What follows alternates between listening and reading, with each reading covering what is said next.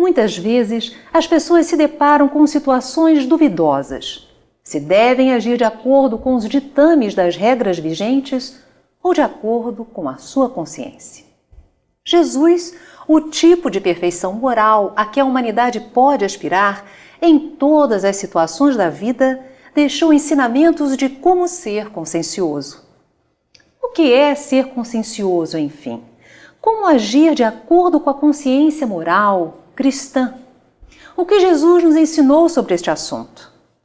Encontra-se aqui o Dr. Fabiano Nunes para darmos continuidade à nossa série sobre os Evangelhos de Jesus à luz da doutrina espírita. Dr. Fabiano, bem-vindo ao nosso programa. Muito obrigado, eu que agradeço. O que é, na realidade, ser consciencioso? A definição é agir de acordo com a consciência, com as regras morais ditadas pela consciência. Observe que a doutrina espírita nos ensina, isso está em O Livro dos Espíritos, a lei de Deus está escrita na consciência do homem. Então, diante das situações onde temos dois caminhos a seguir, as conveniências do mundo, as conveniências dos interesses políticos, dos interesses da vaidade, e agir de acordo com a consciência ética e moral, temos que optar por agir de acordo com a consciência e com a moral, porque dessa maneira estaremos caminhando em direção à verdadeira felicidade, que é um estado de plenitude emocional, de bem-estar íntimo. É muito interessante isso que você está colocando, porque muitas vezes as pessoas acabam optando por aquela situação que elas acham que vai lhes dar mais lucro financeiro ou vai lhes colocar com maior poder. Ou projeção, quando na realidade a felicidade é diferente. A felicidade é buscar agir de acordo com o mais elevado padrão ético e moral. E a consciência nos aponta esse padrão ético e moral. A religião, ela nos dá a ferramenta, a ciência nos possibilita outros tipos de instrumentos, mas a nossa consciência nos aponta perfeitamente esse caminho.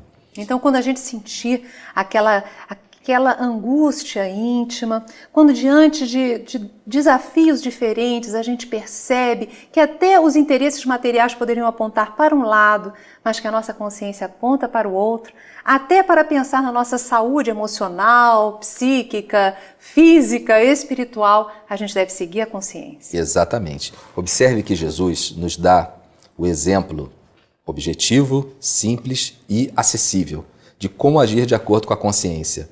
Há um momento onde Jesus está numa reunião religiosa, provavelmente numa sinagoga, e o povo se reunia para ouvir-lhe a palavra doce, o olhar amigo. Mas nós temos ainda um trato com as pessoas portadoras de necessidades especiais de indiferença, preconceito. Nós não damos os acessos a essas pessoas que precisariam, inclusive, do nosso apoio de mais investimento. Mas Jesus nos dá outro modelo de ação. Então, aquelas pessoas que eram portadoras de necessidades especiais e elas recebiam uma carga enorme de preconceitos, porque as pessoas com doenças, com obsessões, elas eram consideradas malsinadas por Deus. Aquilo era uma vergonha para elas, uma vergonha para a sua família. Então havia uma carga pesadíssima de preconceitos, algemas de discriminação sobre essas pessoas. E como Jesus agia? Sempre de forma conscienciosa. Então havia um homem que tinha uma das suas mãos, mirrada, ressequida. Existe um professor, um eminente professor de patologia, o professor Carlos de Grazia. Ele é brasileiro, ele publica no jornal do Conselho Federal de Medicina, de dezembro de 2004, janeiro de 2005, uma análise sobre o processo patológico que provavelmente aconteceu com esse homem da mão mirrada. Seria uma falta de sangue, levando a um processo de isquemia, é a consequência da falta de sangue, e o início de um processo de gangrena seca dessa mão.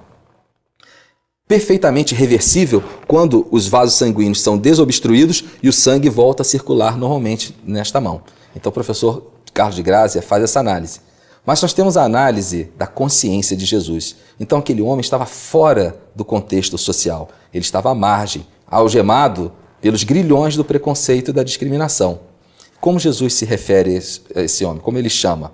Ele diz assim para ele, com o coração cheio de compaixão: levanta-te, vem para o meio.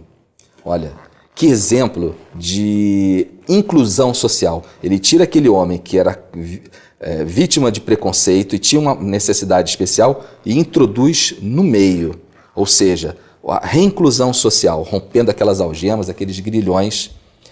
Muito lindo esse ensinamento, né?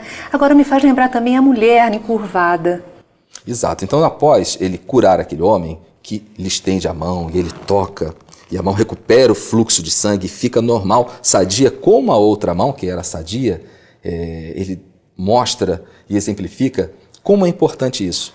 Sobre a mulher encurvada, ela era uma mulher que passava por um processo de obsessão, um assédio persistente de um espírito sobre uma pessoa por mais de 18 anos. Olha, nos templos religiosos daquela época do povo hebreu, os homens tinham um local separado e de destaque. As mulheres não ficavam no mesmo local, apenas os homens tinham o direito a ler o Torá, a comentar aquelas palavras do Torá. E havia a crença de que o sábado, que nós traduzimos para o sábado, era uma data onde a pessoa deveria ficar dedicada exclusivamente à adoração de Deus. Então havia toda uma legislação de trabalhos em que a pessoa não poderia fazer no sábado, porque tudo estaria voltado, focado a Deus. Então, quanto de peso a pessoa podia carregar, qual o tipo de trabalho doméstico que poderia ser feito, e isso era levado ao pé da letra, interpretado ao pé da letra. E Jesus nos aponta o caminho da consciência. Então, essa mulher que vivia recurvada por causa desse assédio violento desse espírito sobre ela, está na sinagoga onde Jesus se encontra, observando Jesus. E quando o mestre pousa-lhe os olhos, observa aquela mulher em sofrimento. Cheio de compaixão, ele chama a mulher para junto dele. Então ela rompe aquelas barreiras sociais preconceituosas de que a mulher tinha que ficar fora do pátio onde estavam os homens e se introduz em meio aos homens. E o pior, era uma obsediada, chamada na tradução grega mais primitiva, endemoniada, era mulher. E, por tudo isso, as cargas de preconceitos e discriminações eram severíssimas. Terríveis sobre ela, né? Terríveis. E ele rompe todas essas algemas. É um símbolo lindo para a nossa existência, de como nós devemos nos comportar no mundo, ajudando todas as pessoas aflitas, com dificuldades, que são excluídas, a se incluírem no contexto da nossa vida, no contexto social. É um papel que nós devemos e podemos realizar. Sem dúvida. Agir de forma conscienciosa. E é isso que ele faz. A introduz no conceito, na inclusão social, a inclui socialmente, inclusive entre os homens onde ela não poderia estar, e mais, ele a toca. Jesus era um homem de grande afetuosidade. Tocava as pessoas, beijava, abraçava. Era um profeta diferente. Era totalmente diferente. Porque ele ficava junto das pessoas que sofriam. Ele não ficava pregando longe, ele não se colocava numa posição onde as pessoas teriam dificuldades de acessá-lo. Ele ia ao povo, ele ia às pessoas, ele tocava as pessoas, ele dizia, deixai vir as minhas criancinhas, e repetia esse comando em todas as circunstâncias. Ele só não ia até o povo quando ele queria que a pessoa se levantasse e viesse para o convívio social. Até por causa deste movimento. Desta ação, dessa ruptura das algemas que escravizam, sobretudo, a nossa própria mente, nosso próprio inconsciente. Ele fazia o convite muitas vezes, né? E essa mulher? Para romper as amarras e a pessoa conseguir chegar até ele. E essa mulher, depois de tocar, ele a ergue, levanta-te, fica livre do teu mal. E ela fica imediatamente liberta. Começa a dar glória a Deus. Explode numa felicidade. E por incrível que pareça, nós ainda não agimos de forma conscienciosa. As autoridades religiosas, o chefe da sinagoga se revolta, olha, e diz ao povo, olha, há 6 dias na semana para vocês virem serem curados. O sábado, ele é sagrado, venham nos outros dias. E Jesus, cujo trabalho principal foi modificar totalmente o esquema psíquico das pessoas, propõe uma questão. Olha, vocês não tiram o boi e o jumento da manjedoura, nos amarram e levam para ele se alimentar? Isso não é um trabalho? Olha que hipocrisia! E essa mulher, que é filha de Abraão, ou seja, faz parte do contexto social, só porque é um sábado não ia ser liberta da influência maligna? E nos dá um exemplo de como nós devemos agir de acordo com os ditames da consciência. Muito bonito. E o que você, Fabiano, como médico, recomendaria às pessoas que estão nos assistindo agora com relação ao proceder com consciência? Bom, para aquelas pessoas que dizem que não conseguem conciliar o sono, que têm dificuldade de iniciar a noite de sono, têm dificuldade de dormir porque os problemas emergem, muitas das vezes há dilemas de consciência.